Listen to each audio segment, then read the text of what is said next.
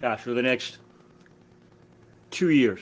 So 30% of the workforce, according to resume.com resumebuilders.com, will be displaced for the next 2 years. So it's important that we take some time to understand how it's going to impact us. And more importantly, not only understand it, but use it to our advantage.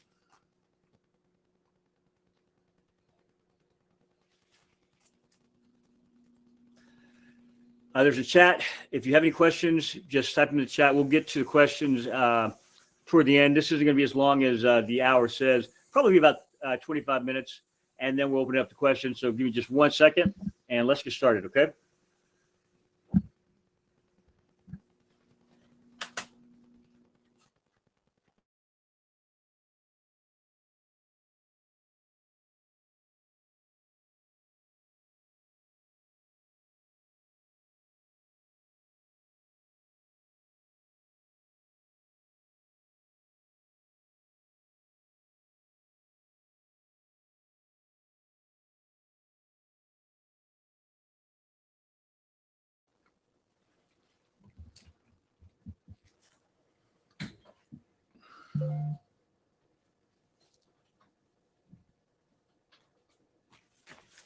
Harnessing the power of AI and automation. So we all know that insurance should be data-driven, and our future is definitely going to be there. So how do we move from that, which we've known forever, to being truly data-driven? Well, there's really only one way. Well, let's first take a look at the past, okay? Let's do this.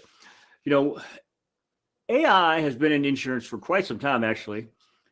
From the 50s when AI really took off, and I say took off, that's when we started to really grab hold of the notion of measuring machine intelligence, to the 80s when AI became a part of insurance. Now, we have more recent advancements which have really changed the landscape. And I don't think there's a person here who hasn't heard of ChatGPT.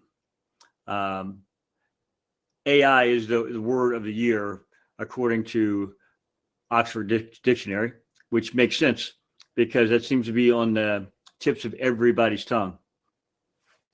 So here we have a timeline just to give us a brief history of AI, looking at how it's progressed.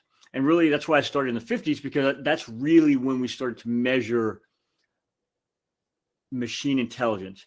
And we started to see different ways to measure the intelligence, but also allow machines to do certain tasks that would normally be considered reserved for a human. And so when we talk about machine intelligence and AI, that's what we're talking about. We're not talking about a machine which is thinking like us. Remember, it's a machine. It's no different than a hammer. It's no different than a computer. It's something that we use, a tool to accomplish a certain task. It doesn't have consciousness. And so when we're hearing folks talk about general intelligence or a computer achieving consciousness, general intelligence, yes. Consciousness, no. Those are two totally separate things. So there's no expectation, I think, by any reasonable person that AI is going to have human intelligence, which encompasses consciousness. So looking at this timeline, and we have the expert systems which came out in the 80s, and those are systems which I'm referring to, which are in the insurance-related industry. Two particular, there was one that was done by Munich Re, and there's one done by USAA. I think USAA was RACS, and Munich Re was, let's see here.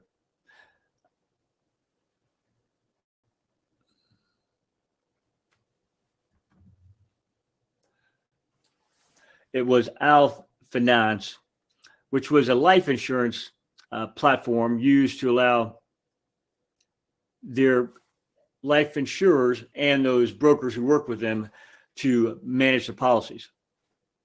USAA's solution was risk assessment expert in the 80s, and that was actually used to help with underwriting auto insurance.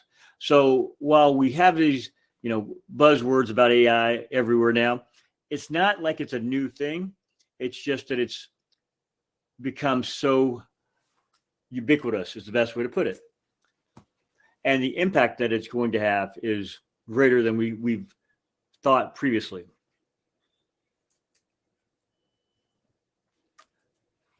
So what was the change that happened? Really, the change happened in 2017 when some researchers at Google realized there's a way to make this adjustment so that it still functions like we think. And when I say that, I mean the neurotransmitter. So they took the model of the brain, which something science has done for decades, is mimic what's found in nature and use that in building or constructing synthetic or inanimate objects or products that we will use that's not natural. So what the scientists realized was that it's about attention. And so what does that mean? So attention is everything. It looks at what words are being used in a sentence and not just the primary or the nouns or the action words, the verbs. It looks at the entire sentence to get some type of context. It's almost using the semantics of that sentence. And so it places those words into a vector graph. And I say words, but really it's just pieces of words, it's tokens.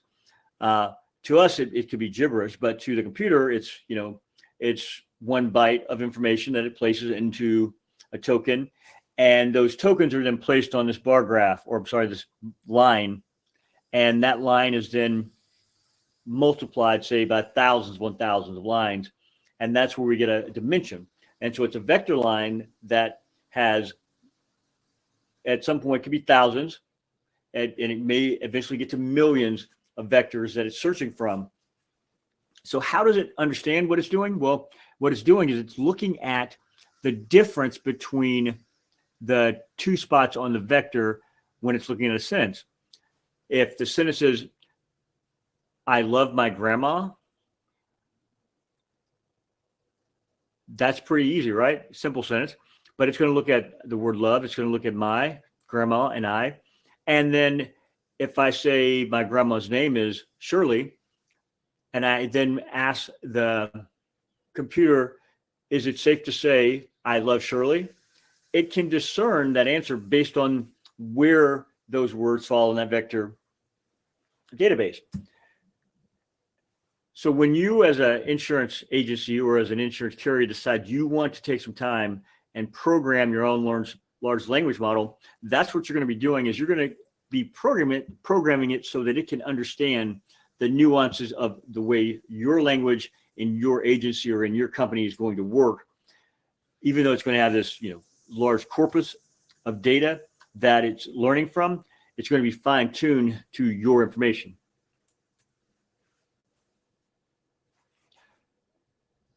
That's the basis of generative AI.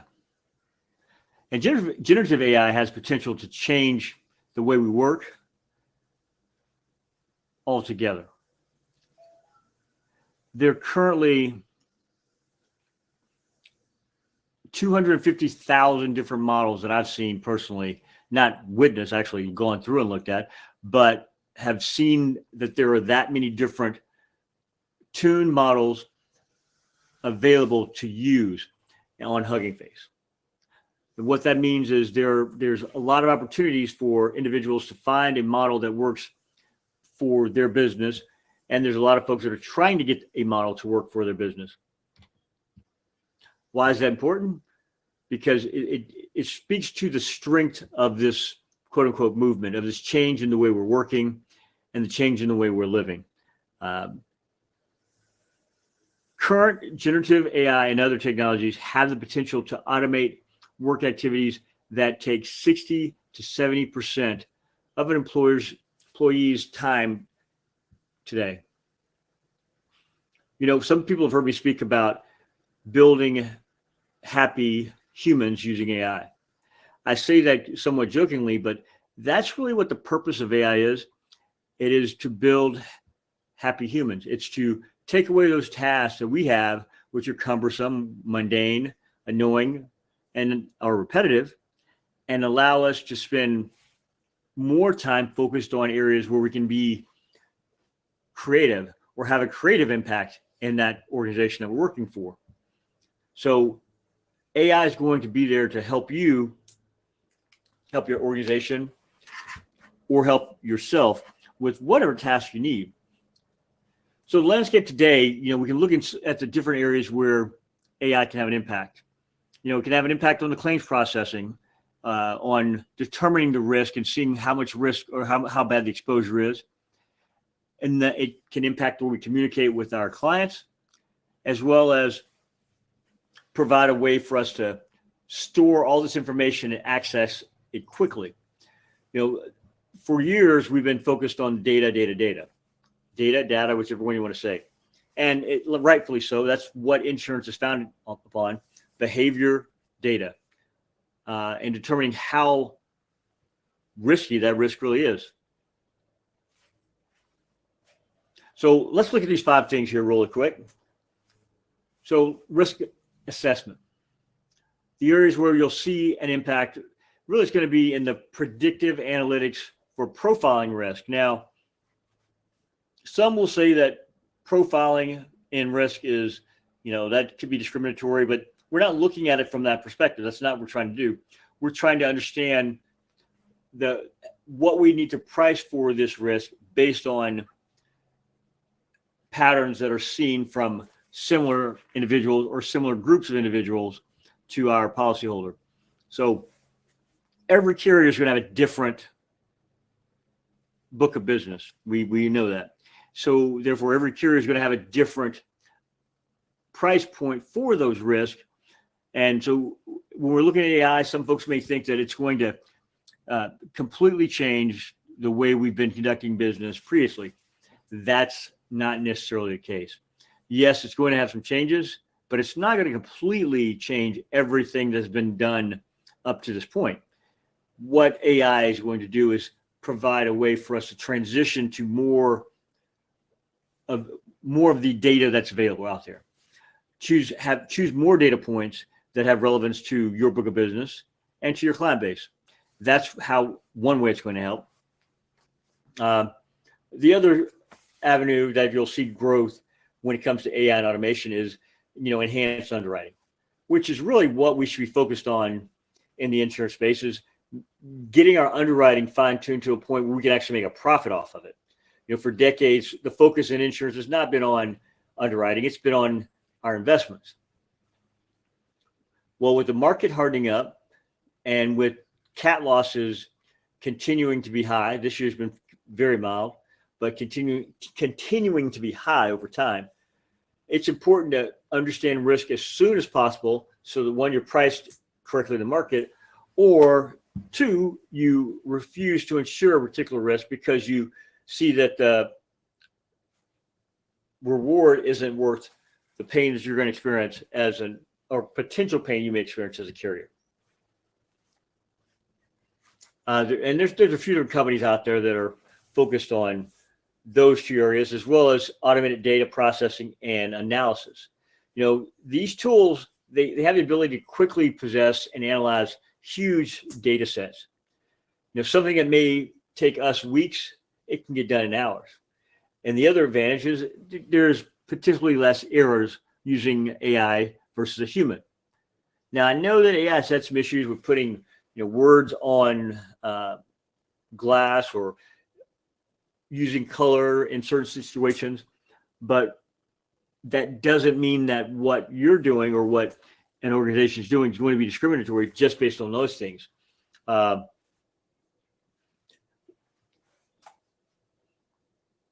back to the underwriting decisions, one thing I forgot to mention is it is going to be able to help underwriters make more informed decisions by giving them a more comprehensive analysis based on various data points. And at some point, they may increase those data points because it'll give them more insight to target the right client that's going to be with them long term. Real-time risk monitoring. So, AI systems can monitor risk in real time, analyzing data streams to identify changes in risk levels. And it's a great tool to help us source new business as well. It's a shame that restaurant cut down because it's a fun place to go to.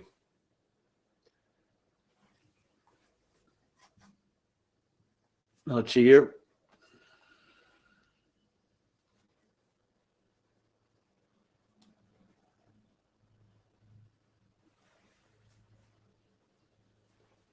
Hold on, I think there's somebody trying to come in.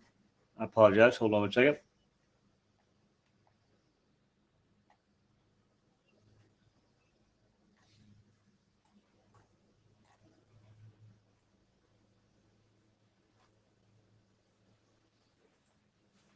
All right.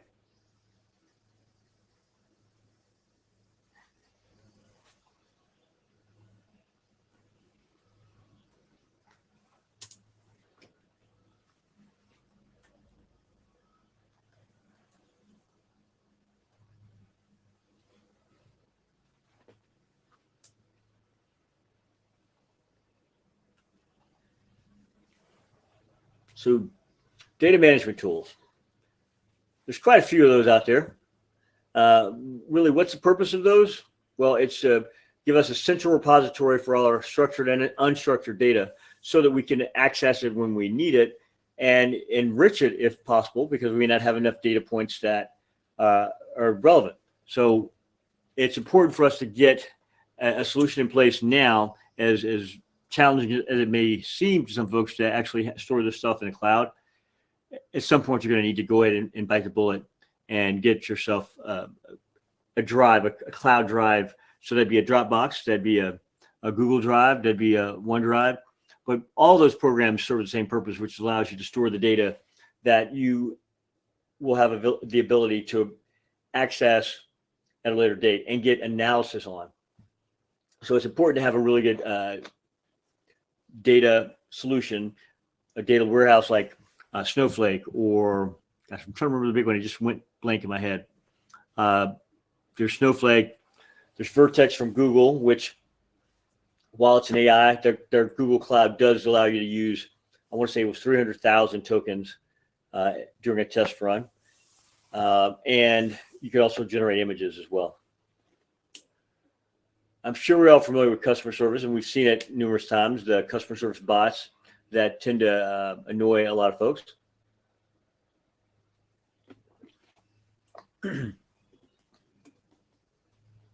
Well, even those have progressed, so much so that you can use one to make outbound calls as well.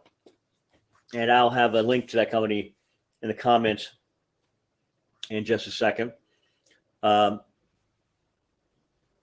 So we're looking at customer services, and I really don't have to go into that because I'm assuming everyone here knows the benefits of using AI for customer service. Is there anybody who does not understand where the value lies? Okay. What's your question, sir?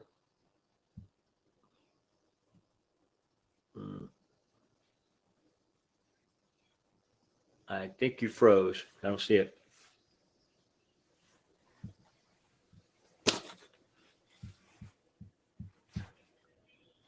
Where I've seen the most interest is in the claims processing value chain.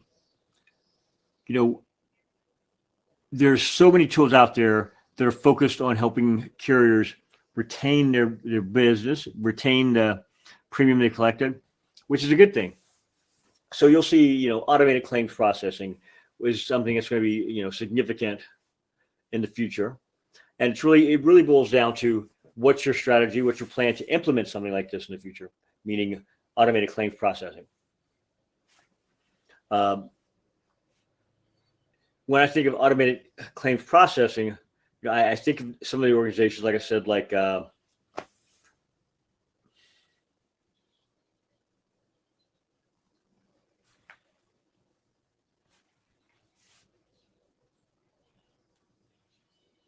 let's see, I did go blank.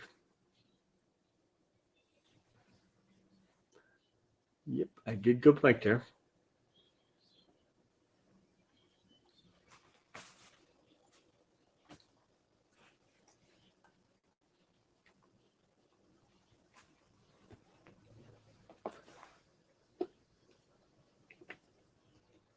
There's also damage. Jumping back in, sorry, I couldn't hear you. Jumping back in, damage assessment using image recognition. I was working with a carrier 2019, I think it was, and that was a suggestion I made to them, even though AI wasn't as prevalent back then. But my suggestion was to go ahead and prepare everything so that you're ready when the time comes to eat that sandwich or that hot dog. That's really what we're doing right now. We're preparing ourselves when it's time to either get eaten or actually eat. Now, here's something that I find interesting is, we're using predictive analytics for risk assessment and claims. However, we're not following that same pattern in, our personal effects. So we'll have a centralized database of information we use for work, and we have a scattered bunch of notes and everything at home. The at home part probably should be consistent with what you have at the office, because you want to keep that environment as connected as possible so that you don't feel like you're on an island. Fraud detection. That's an area where one of the carriers, Lemonade, they're a digital first carrier. That's one of the areas where they were able to save significant amount of money, even though they owe, probably close to 100 million now, but they were able to save a significant amount of money because they didn't spend money on, some superfluous things. They didn't buy alcohol. They didn't go out and drink. They focused on the task at hand. I'm not saying any of that's wrong, but it does lead you to help you understand the value in what all of you are trying to do. Last but not least, the other area where you see the use of AI is in chatbots and virtual assistants. Again, that's one of those circumstances or situations where it's not necessarily beneficial for me to explain. I'm not going to add any new material or new insight into that. We pretty much understand those and how they function. Again, rephrase that. We understand that they are a charging station, not just a charger, right?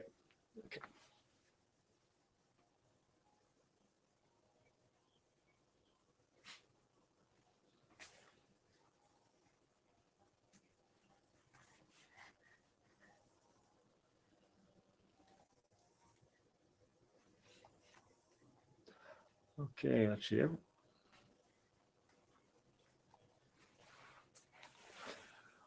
One of those companies that have an impact on that back end is Snorkel. Their data warehouse, but they work for numerous industries. And they've done some research on our space, so they're pretty knowledgeable as far as like how to set up policies, how to navigate all the municipalities that they're going to have to be forced to deal with, which is going to increase their vape usage, obviously.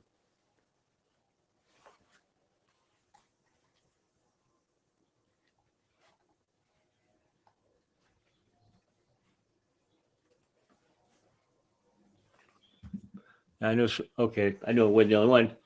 Hyperscience is another organization that helps carriers with their point of sale, with their back end, so they can manage everything in one area.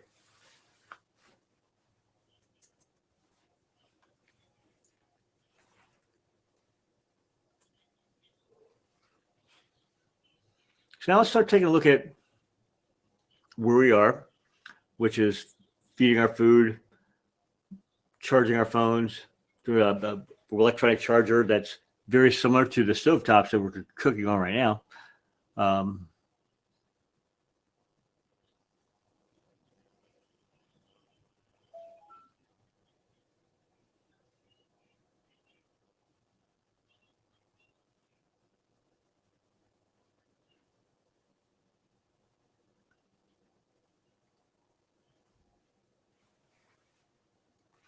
So how do we prepare for the future? Well, first things first, we need to invest in a data infrastructure that allows us to grab that information and gain insight from it. So we're talking about data. Remember, data is useless. It's like crude oil. First, we get the data and we start to examine and find some structure in it, which will give us then knowledge. Once we have knowledge, then we'll take that knowledge and we'll evaluate that based off past experiences or experiences from other organizations, which will give us basically our second party data. So it's going to be folks that we have a relationship with at some point, and whether it's a funny costume or we've known them for years, these folks are going to be the ones that are going to be able to help us understand the data and the data infrastructure. Next, we want to automate the processes, and that entails identifying processes that can benefit from the automation. And it's really, you want to start someone on the low-hanging fruit, only because you're going to uncharted territories. So you may face some challenges, and those systems that, while they may not be the most robust, that's an area of strength for them, so that they can help, whomever needs help with that portable phone. And the last but not least, the most important thing we need to make sure we're doing is measuring the success of the program that we implement. We want to really, it's a 5-stage process. We want to evaluate vendors that we're working with, and to see who has a solution or who can direct us in the right direction to get a solution that's going to be fitted for our organization. Next, after you've evaluated the workflows internally and you found a solution that seems like it's a good fit, it's then just a matter of testing that solution and measuring the effectiveness of it.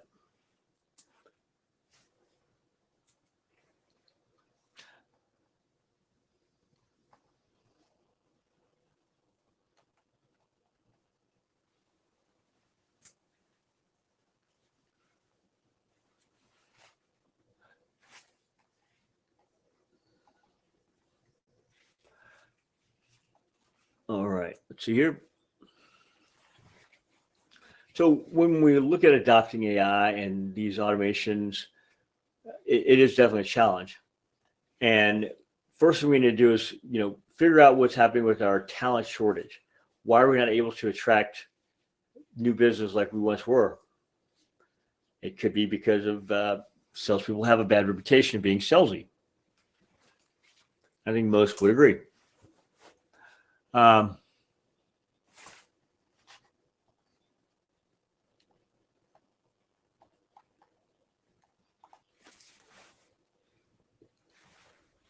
So we want to overcome that talent shortage. We want to focus on change management, which for all intents and purposes, change management is really people management. We're looking at ways to help those employees that were displaced in various regions for various reasons. And so in order to keep that goodwill and faith, it is important for the folks who built that to send another iteration out to T-Mobile, so that you can get cash flow from T-Mobile, but also they've got a good solution in place using Llama 2. Third, partner with providers, and that's extremely important. As we see in the UK, embedded insurance has taken off, and it's been that way for quite some time. But then again, everything in London takes forever, minus certain movies. No.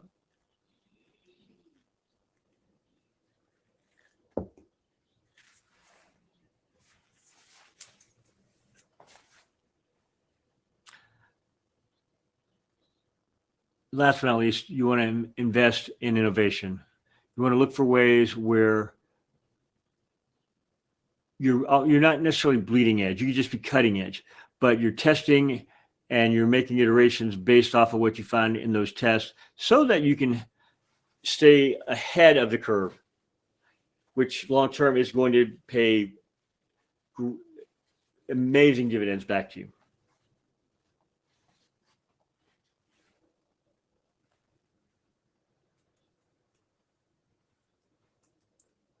Now, the other thing you want to do is look at learning opportunities. Now, in insurance, we don't have a centralized organization or lobbyist. We have, disparate lobbyists in different parts of DC working on everyone's behalf, but not working in unison.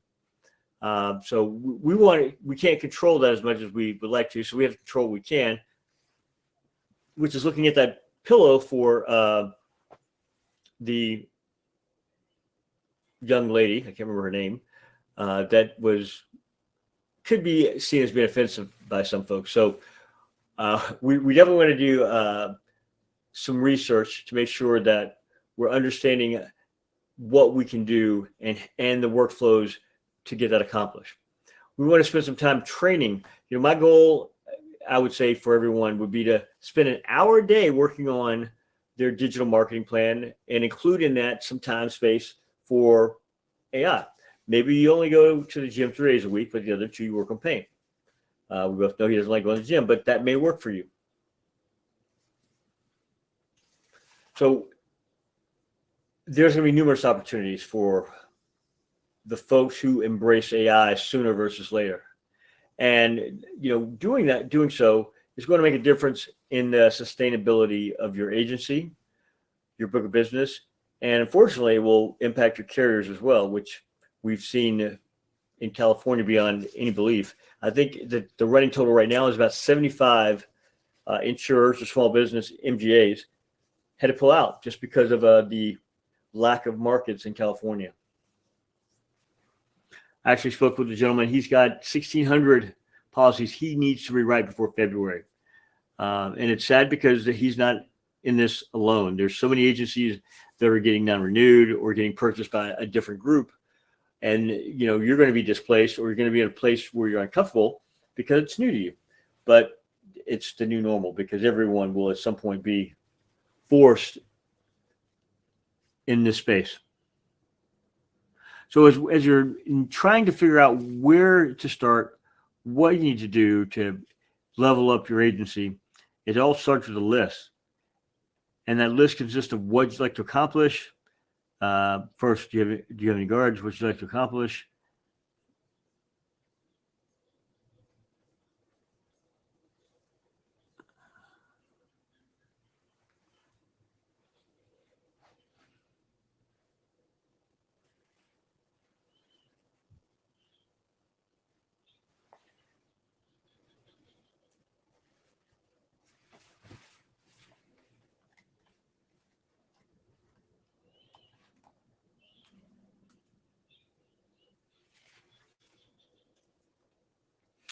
Any questions?